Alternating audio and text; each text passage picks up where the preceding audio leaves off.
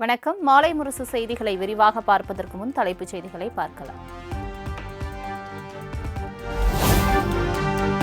திமுக எம்பிக்கள் தமிழ்நாட்டின் அனைத்து கட்சி எம்பிக்களையும் ஒருங்கிணைத்து முன்னெடுப்புகளை டெல்லியில் மேற்கொள்ள வேண்டும். டெல்லியில் தமிழ்நாட்டு எம்பிக்களின் கூட்டத்தை நடத்தி அவர்களது கருத்துக்களையும் கேட்டு செயலாற்றிட வேண்டும் எனவும் முதலமைச்சர் அறிவுரை.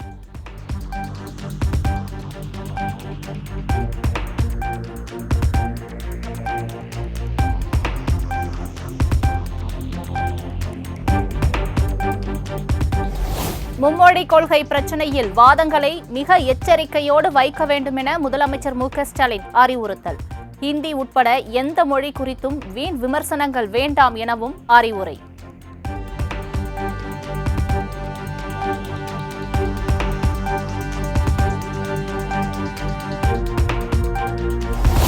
தேசிய அளவிலான கவனத்தை ஈர்க்க அனைத்து எம்பிக்களும் ஒன்றுபட்டு செயலாற்றிட வேண்டும் என முதலமைச்சர் மு.க.ஸ்டாலின் அறிவுறுத்தல். தொகுதி மறுவரையறை, நிதி பகிர்வு, மும்மொழி கொள்கை வழியாக ஹிந்தி திணிப்பு என்று தொடர்ச்சியாக பாஜக அரசு வஞ்சிப்பதாகவும் குற்றச்சாட்டு.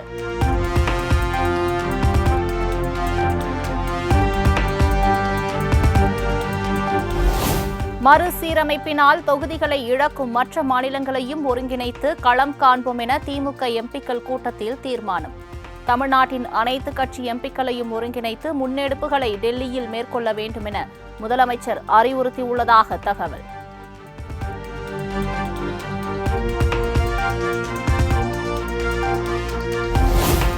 ஆந்திரா, கர்நாடகா, கேரளா உள்ளிட்ட 7 மாநிலங்களை சார்ந்த கட்சிகளையும் ஒருங்கிணைத்து களம் காண திமுக எம்பிக்கள் கூட்டத்தில் தீர்மானம். தென் மாநில கட்சிகளின் தலைவர்களை நேரில் சென்று அழைக்க அமைச்சர்கள், எம்பிக்கள் கொண்ட குழு அமைப்பு.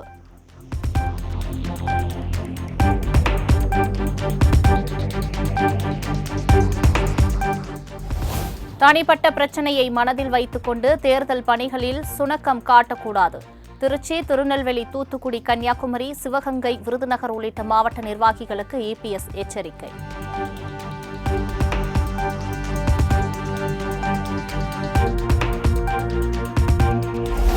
முன்னாள் அமைச்சர் ராஜேந்திர பாலாஜியை மறைமுகமாக எச்சரித்த இபிஎஸ்.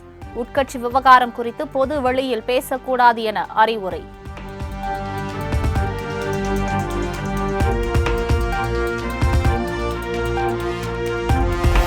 அதிமுக யாருடன் கூட்டணி அமைக்கும் என மிகப்பெரிய எதிர்பார்ப்பு உள்ளதாக இபிஎஸ் கருத்து. கூட்டணி குறித்த முடிவை தலைமை எடுக்கும் எனவும் திட்டவட்டம்.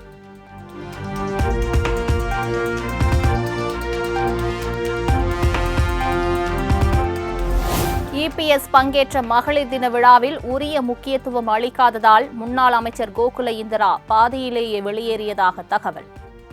அதிமுகவுக்கு அதிகரிக்கும் உட்கட்சி பூசல்.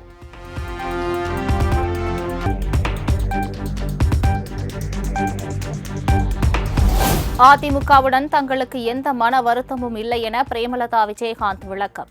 சட்டப்பேரவை தேர்தலின் போது கூட்டணி குறித்து முடிவு செய்யப்படும் எனவும் திட்டவட்டம்.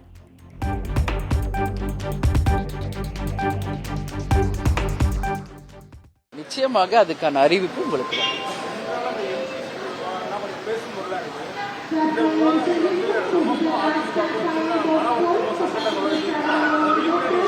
நல்லுறவு தொடருதா அந்த மாதிரி எதுவும் சரிங்களா? நன்றி.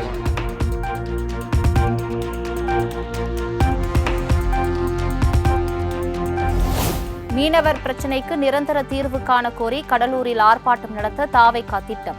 அடுத்த வாரம் நடத்த திட்டமிடப்பட்டுள்ள ஆர்ப்பாட்டத்தில் விஜய் பங்கேற்க உள்ளதாக தகவல்.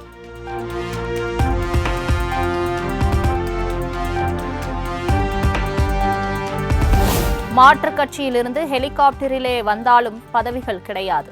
தமிழக வெற்றிக் கழக பொதுச் செயலாளர் ஆனந்த் திட்டவட்டம். வராங்க, பெரிய பெரிய கார்ல வராங்க.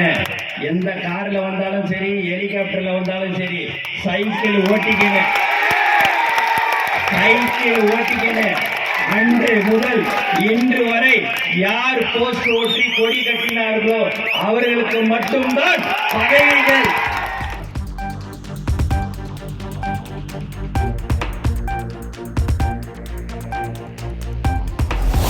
பிள்ளைகள் விரும்பும் மொழியை கற்பதை மறுக்கவோ தடுக்கவோ யாருக்கும் உரிமை இல்லை என தமிழ் மாநில காங்கிரஸ் தலைவர் ஜி.கே. வாசன் காட்டம்.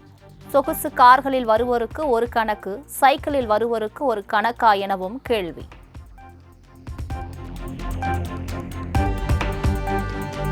குடும்ப குழந்தைகளுக்கு அந்த வாய்ப்பு அரசு பள்ளியிலே மறுக்கப்படுகிறது. ஏன், எதற்காக, ஏன் இந்த ஏற்றத்தாழ்வு? ஒரு கண்ணிலே வெண்ணெய், ஒரு கண்ணிலே சுண்ணாம்பா?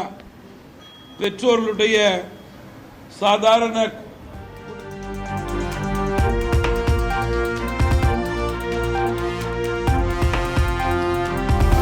தமிழகத்தில் நாளை மறுநாள் 4 மாவட்டங்களுக்கு ஆரஞ்ச் அலர்ட். குமரி, நெல்லை, தென்காசி, தூத்துக்குடியில் மிக கனமழைக்கு வாய்ப்பு.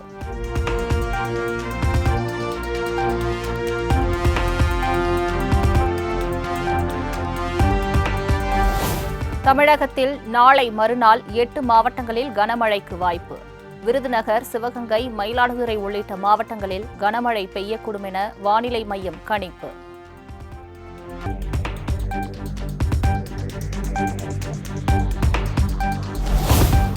லண்டனில் சிம்போனி இசையை அரங்கேற்றம் செய்தார் இசைஞானி இளையராஜா. பிரம்மாண்ட அரங்கத்தில் ஆரவாரத்துடன் கேட்டு ரசித்த ரசிகர்கள்.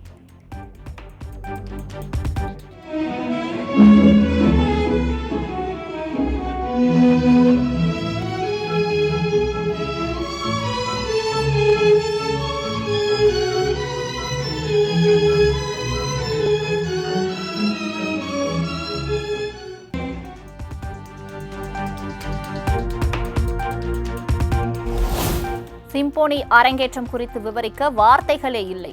லண்டனில் சிம்போனியை அரங்கேற்றிய இளையராஜா நிகழ்ச்சி. Cannot be explained by the words.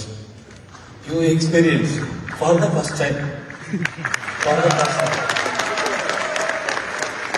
I come, we can talk.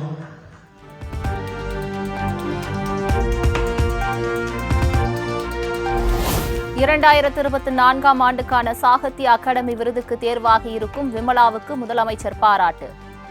கல்வி புலத்திலிருந்து இலக்கிய மொழிபெயர்ப்புகளில் ஈடுபடும் தங்களின் பாராட்டுத்தக்க பணியை தொடர வேண்டும் என வாழ்த்து.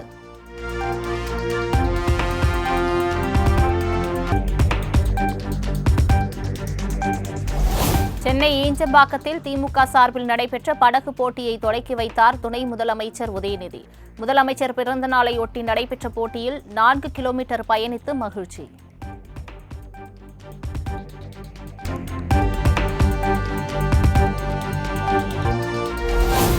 தர்மபுரி மாவட்டம் நல்லம்பள்ளி அருகே தனியார் பள்ளி ஆசிரியை வீட்டின் பூட்டை உடைத்து 100 சவரன் நகை திருட்டு. சம்பவ இடத்தில் ஆய்வு செய்து தர்மபுரி எஸ்பி விசாரணை.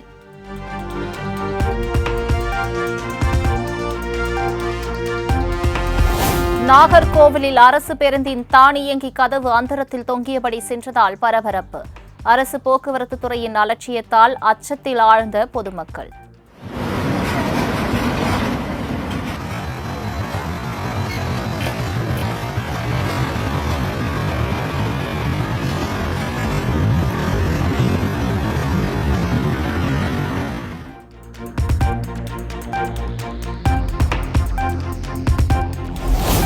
திருச்சி மாவட்டம் சமயபுரம் மாரியம்மன் கோவிலில் நடைபெற்ற பூச்சொரிதல் விழா. பாதுகாப்பு கருதி கோயில் வளாகம் முழுவதும் போலீசார் தீவிர விசாரணை.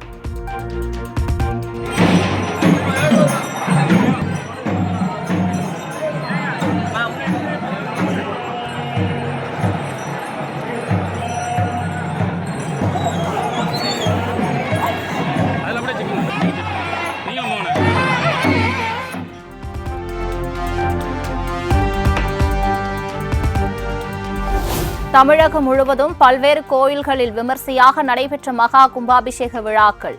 ஆயிரக்கணக்கான பக்தர்கள் பங்கேற்று சாமி தரிசனம்.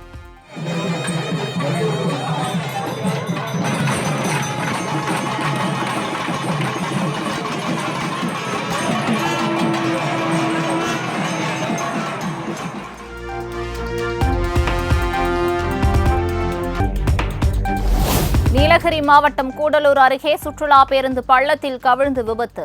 கேரளாவைச் சேர்ந்த 17 சுற்றுலா பயணிகள் காயமடைந்து மருத்துவமனையில் அனுமதி.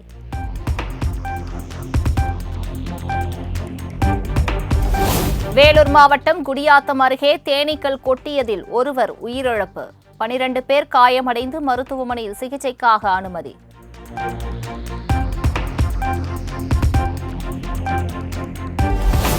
பாம்பன் மீனவர்கள் ஒருநாள் அடையாள வேலைநிறுத்த போராட்டம். இலங்கை கடற்படையினரால் கைது செய்யப்பட்டுள்ள தமிழக மீனவர்களை விடுவிக்க நடவடிக்கை எடுக்க வலியுறுத்தல்.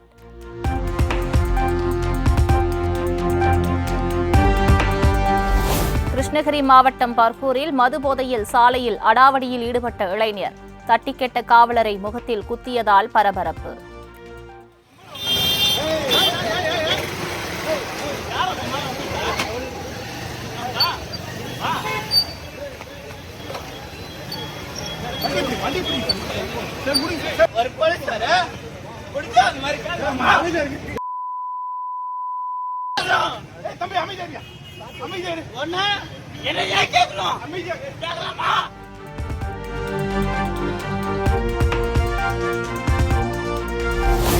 குடியரசு துணைத் தலைவர் ஜெகதீப் தங்கர் உடல்நலக்குறைவால் டெல்லி எய்ம்ஸ் மருத்துவமனையில் அனுமதி. நெஞ்சுவலி காரணமாக அதிகாலை 2 மணிக்கு அவசர சிகிச்சை பிரிவில் சேர்க்கப்பட்டுள்ளதாக தகவல்.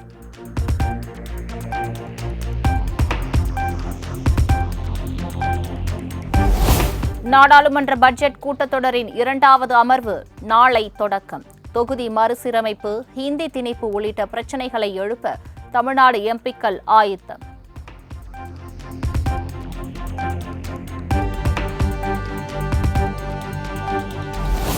மகாராஷ்டிராவில் கில்லியன் பேர் சிண்ட்ரோம் என்ற அரிய வகை நரம்பியல் நோயால் 225 பேர் பாதிப்பு. சிகிச்சை பலனின்றி இதுவரை 12 பேர் உயிரிழந்ததாக மாநில சுகாதாரத்துறை அதிர்ச்சி தகவல்.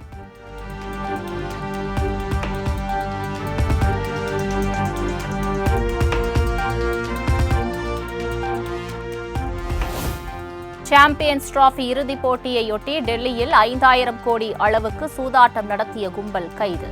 பாகிஸ்தானில் பதுங்கியுள்ள நிழல் உலக தாதா தாவூத் இப்ராஹிமுடன் தொடர்புடைய கும்பல் என தகவல்.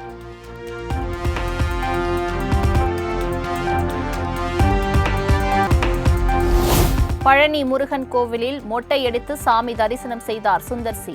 குஷ்புவை மணந்து 25 ஆண்டுகளானதை கொண்டாடும் வகையில் குடும்பத்துடன் சாமி தரிசனம்.